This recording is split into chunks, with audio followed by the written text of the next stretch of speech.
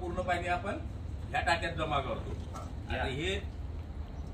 आता हे प्रोसेस आहे हे जीवामृताचं. आता जीवामृत तुम्हाला जे सांगितलं आहे ते ड्रम मध्ये बनवायला सांगितलं आहे. म्हणजे साधारण एवढा सारा खर्च नाही होत एका वेळेस, म्हणून ड्रम मध्ये बनवायचा आहे.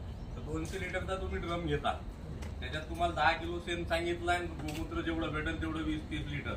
त्याच्यानंतर त्याच्यात टाकायचं आहे गुळ. तर आपण इथं आता हे जसं पहिल्या दिवशीचं टाका आणि दुसऱ्या दिवशीचं टाका हे पूर्ण याच्यात आपण जमा करून घेतो. त्याच्यात मग पूर्ण टाकं भरत नाही ते तेवढं, हे 1500 लिटरचं टाका आहे.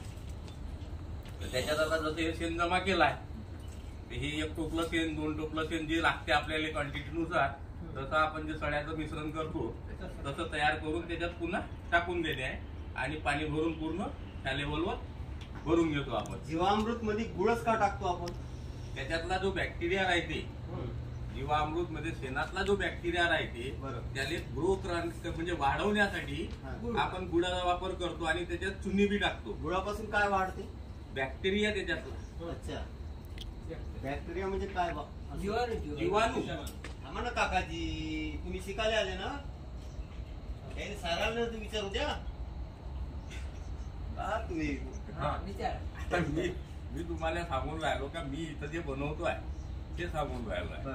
त्याच्यात क्रॉस करून तुम्ही विरोधाभास तयार नको करा. नाही म्हणजे ऐकायची एक सांगतो तुम्हाला.